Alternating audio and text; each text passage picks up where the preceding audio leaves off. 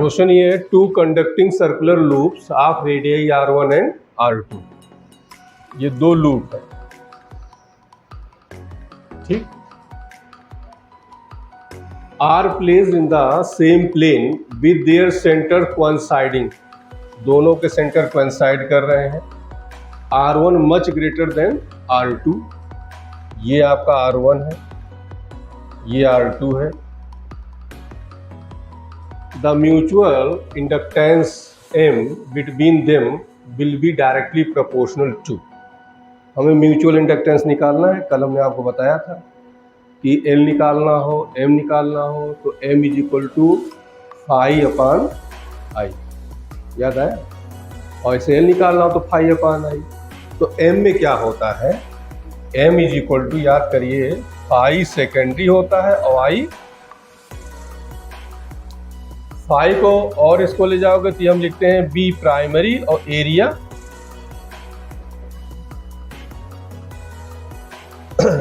इसमें करंट जाएगी, इसमें फ्लक्स में चेंज आएगा। मान लेते हैं करंट इसमें आई है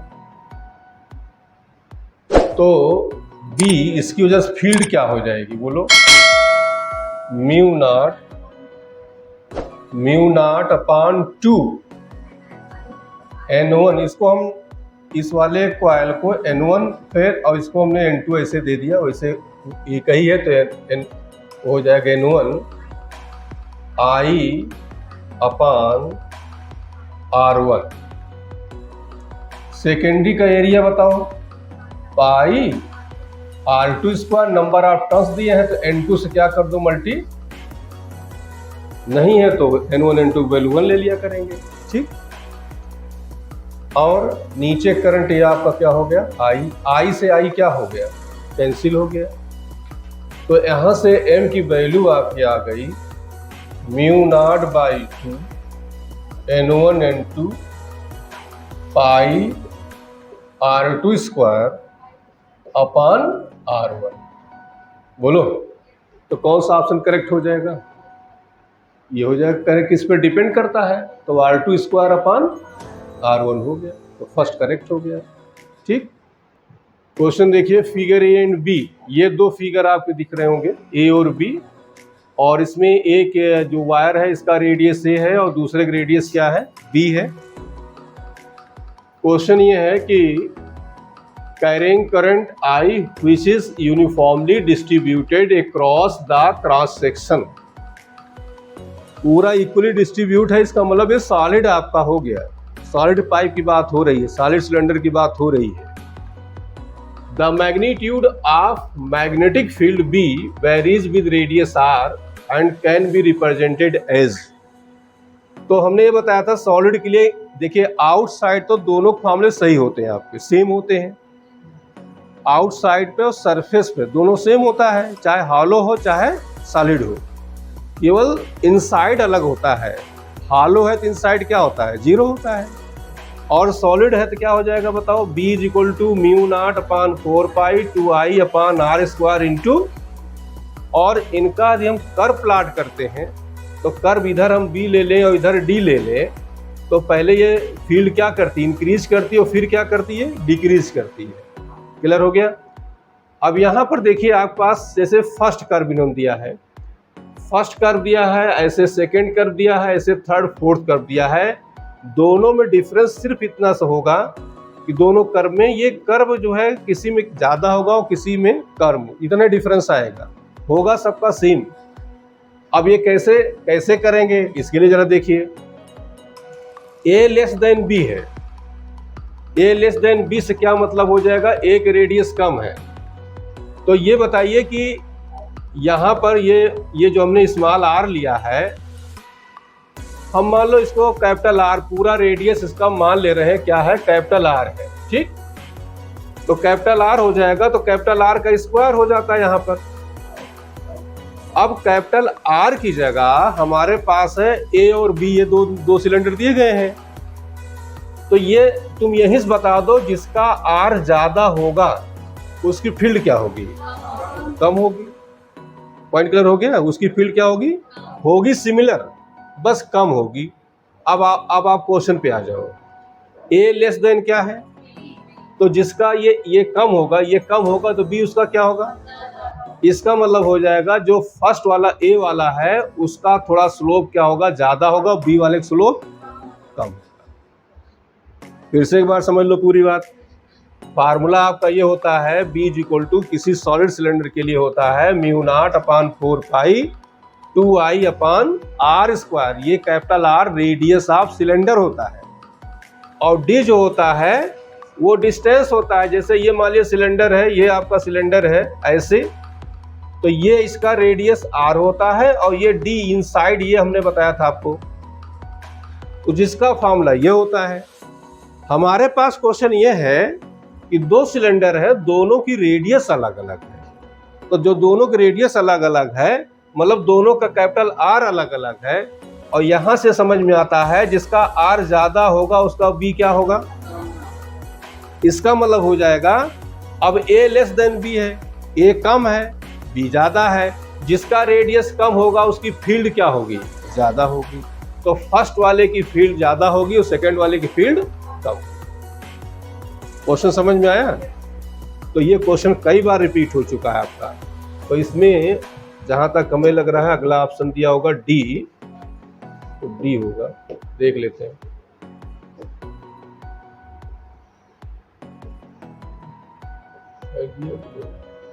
इधर आगे पीछे ये देखिए, ए वाला ए कम था ना, नहीं ए कम था, तो ए वाले का क्या होगा, ज्यादा होगा, और बी वाले क्या होगा, कम होगा। ठीक, सी वाला ऑप्शन।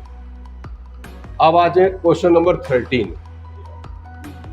क्वेश्चन आपका ये है, ये करंट आपकी आई जा रही है, आई आ रही है। चलिए, hairpin like a shape as shown in figure is made by bending और long current carrying wire. What is the magnitude of magnetic field at point P? At point P which is lies in the center of the circumference। थोड़ा इन्होंने गलत बना दिया, P आपका यहाँ पे है, थोड़ा P इधर शिफ्ट करा दिया है, और ये इसकी R क्या है, रेडियस है। ठीक, तो बता चुके हैं, क्वेश्चन कराते समय बताया था हमने आपको। अब बताओ, इसको हमने कहा था कि वायर अपने हिसाब डिवाइड कर लिया करो, तो कितने वायर होंगे बताओ, 3 वायर बना लो। एक यहाँ तक आ गया, मतलब ये एंड तक, एक यहाँ आ गया, एक ये हो गया, ये हमने B1 ले लिया, ये B2 ले लिया, और ये हमने क्या ले लिया, ये लॉन्ग स्ट्रेट वायर का एंड पॉइंट हो रहा है, जिसका फॉर्मूला बताओ क्या बताया था हमने, म्यू नॉट अपान 4 पाई और आई अपान, अब बताओ B2 सेमी सर्कल, तो क्या हो जाएगा, म्यू नॉट अपान 4 आई अपान, और B3 बता दो, म्यू नॉट अपान 4 पाई और आई अपान, फिर हमने कहा था डायरेक्शन निकाला तो, और डायरेक्शन हमने कहा था राइट हैंड रूल से, इसी से ये बताओ थंब क्या बताएगा, करंट, फिंगर्स, जहां फील्ड हमें निकालनी है, तो ये क्या होता है, फील्ड का डायरेक्शन। अब देखिए, ये हमने रखा है इसे, तो परपेंडिकुलर क्या हुआ, डाउनवर्ड्स हो गया ये। अब ये देखिए, इधर रखेंगे, ये भी क्या हो जाएगा, डाउनवर्ड्स हो जाएगा, ये भी क्या हो जाएगा, डाउनवर्ड्स हो जाएगा। तो नेट फील्ड आपकी जो आ जाएगी, B is equal to B1 plus B2 plus, तो अब ये वैल्यू आप देखिए, म्यू नॉट अपान 4 पाई सब जगह से बाहर निकाल लो। ठीक, आई अपान आर भी ले लो कॉमन, तो बता दो यहां क्या बच रहा है, अब ये कुछ नहीं बच रहा है, 1 बच रहा है। यहां बताओ, यहां देखिए, अब पाई तो हम बाहर निकाल चुके हैं, तो प्लस पाई कर दो, बोल दो, और यहां प्लस 1 बच रहा है, 1 1 मिलके क्या हुआ, और नेट डायरेक्शन क्या हो जाएगी बता दो, ये भी डाउनवर्ड्स हो जाएगी, परपेंडिकुलर डाउनवर्ड्स। बोलो, तो कौन सा करेक्ट हो गया, ये ना। अब जो भी हो मैच कर लो अपना। ठीक। आगे बढ़े, चलिए क्वेश्चन नंबर 14। ठीक, क्वेश्चन ये है वायर ए, ये वायर ए है आपका। ठीक, bend in the shape of the arc of the circle carrying current 2 ampere and having radius 2 centimetre and another wire B also bent in the shape of arc of a circle carrying current 3 ampere and having radius of 4 centimeter. ठीक है, R place has shown in a figure the ratio of the magnetic field due to the wires A and B at the common center C is. तो एक question इस तरह से हमने कराया था, इन्होंने दो बना दिया इसी में। ठीक, अब देखिए कैसे करते हैं। ये आपका ऐसे है,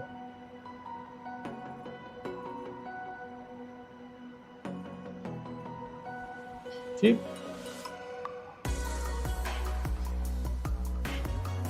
ये और ये वाला जो एंगल बना रहा है ये 90 डिग्री हम यहां लिख दे रहे हैं, और ये वाला एंगल कितना बना रहा है, 60 डिग्री बना रहा है। ठीक, करंट क्या है बताओ, ए वाले में करंट, ए वाला अंदर का है तो 2 एम्पियर करंट है और डायरेक्शन इसका ऐसे है, और रेडियस इसकी कितनी है 2 एम्पियर, हैविंग रेडियस 2 सेंटीमीटर। तो हम R1 ले लेते हैं, R1 is equal to 2 centimetre and another wire be also bent in the shape of the arc and circle carrying current of, और करंट का डायरेक्शन देख लो, इसमें भी करंट डायरेक्शन ऐसे ही है, और कितना है बताओ 3 एम्पियर का है, और रेडियस कितनी है,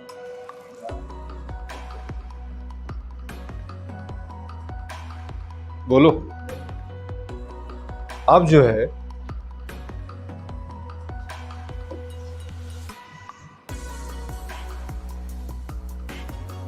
चलिए यहां पे आइए, पहले तो ये अंदर वाले का हम B1 ले ले रहे हैं। ठीक, इसको हमने B1 कह लिया और इसको हमने क्या कह लिया, B2 कह लिया। तो ये बताओ B1 की वैल्यू कैसे फाइंड करोगे, 90 डिग्री एंगल बना रहा है, तो फॉर्मूला याद के जब एंगल दिया था तो हमने बताया था B is equal to mu naught upon 4 pi I upon R, I alpha upon R, और नंबर ऑफ टर्न्स दिए हैं तो NI कर देते थे।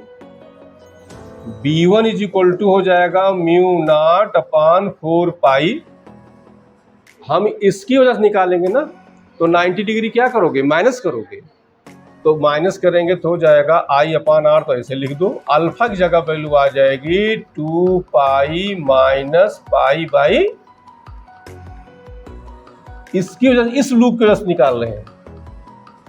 अब बताओ ये कितना हो जाएगा, mu naught upon 4 pi, I की वैल्यू रख लो कितना है 2 एम्पियर, R की वैल्यू रखो 2 इंटू 10 पावर माइनस 2, और ये कितना आ जाएगा 4 में से 3, तो 3 पाई बाई। ठीक, अब पाई से पाई कैंसिल हो गया आपका, और ये 2 से 2 कैंसिल हो गया, तो क्या वैल्यू आ जाएगी 3 म्यू नॉट 10 पावर 2 अपान क्या आ गया 8 आ गया। B2 निकाल लो, इस वाले को हमने B2 कह दिया, तो B2 की वैल्यू बोल दो, क्या करोगे म्यू नॉट अपान 4 पाई, तो वही रहेगा। ठीक, I की जगह बोल दो 3 एम्पियर है, ये लिख दिया हमने। चलो अल्फा क्या हो जाएगा, ये 60 डिग्री है, इसको रेडियन में लाइए, तो पाई बाई कितना हुआ 3 हुआ, और पूरा कितना है 2 पाई, तो बताओ कितना बचेगा 2 पाई माइनस पाई बाई। ठीक, R कितना है तो 4 इंटू, अब बता दो ये कितना आ जाएगा 3 म्यू नॉट अपान 4 पाई, यहां बताओ कितना आ जाएगा 3 2 जा 6, तो 5 pi by 3 into 4 into 10 power minus.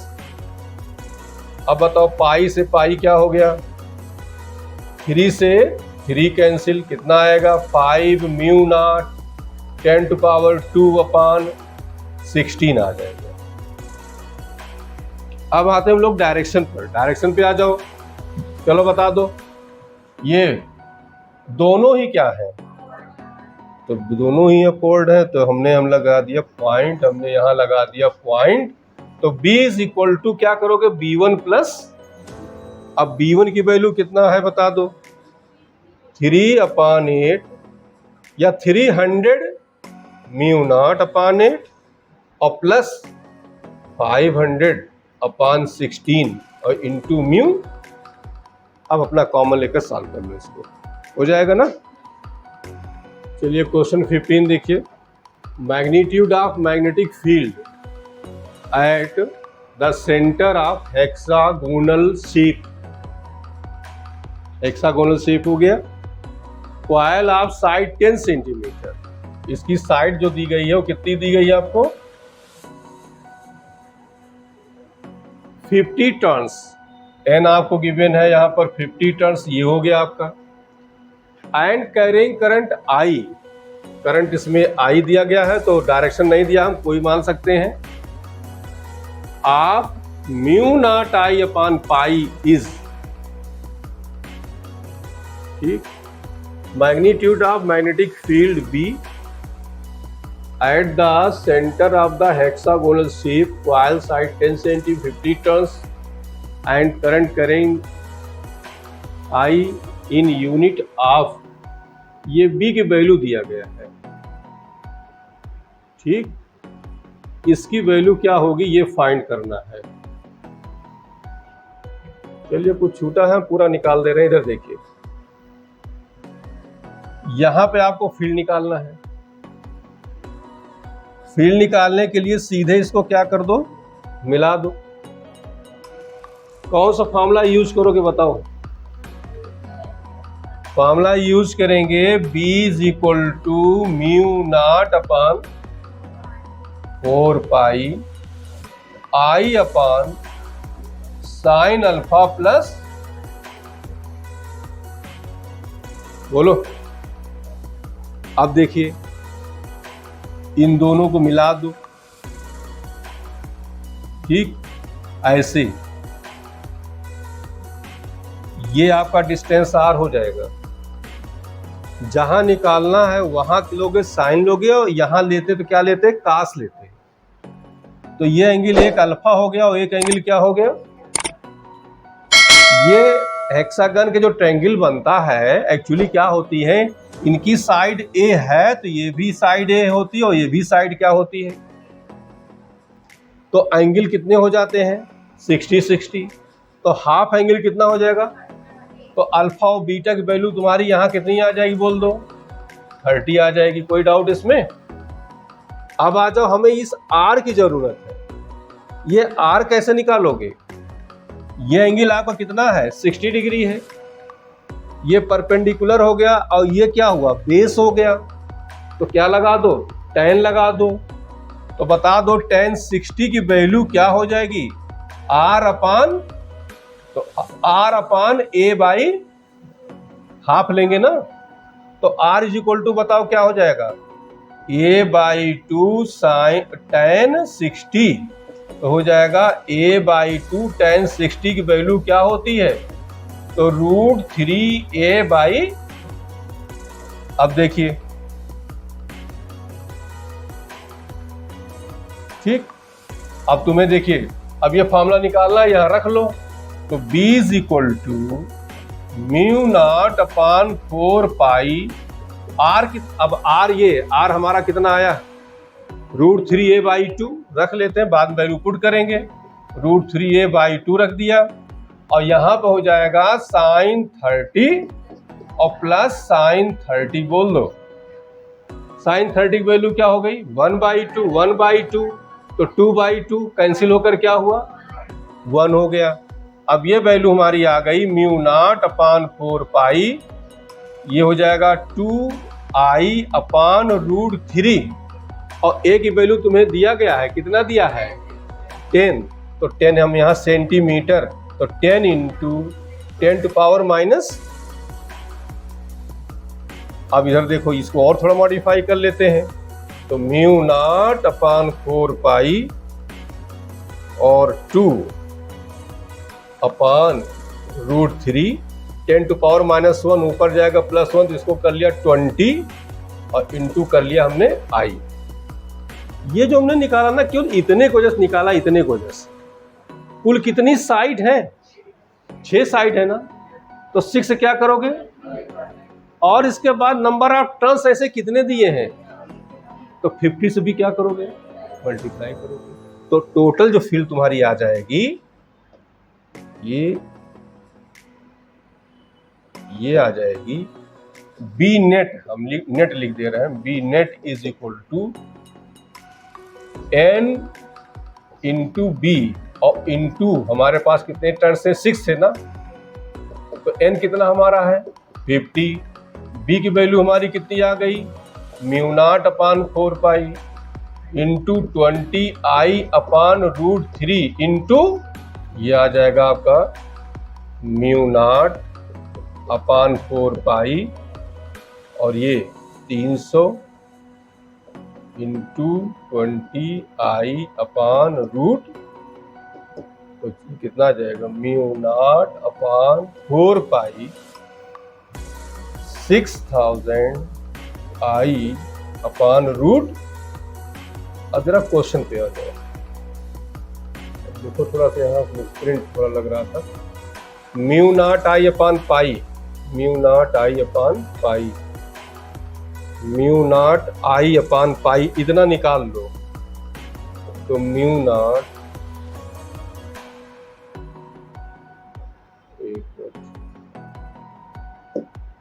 Mu not I अपान पाई, तो कितना बचा, ठीक, ये x वगैरह कुछ वहां लिखा होगा, उसी वैल्यू पूछ रहे थे। अब देखिए कहीं गड़बड़ी नहीं होगा तो यही आंसर आपका आएगा। ओके, मतलब वहां पर लिखेंगे mu not I pi into x, तो वैल्यू आप x फाइंड करोगे।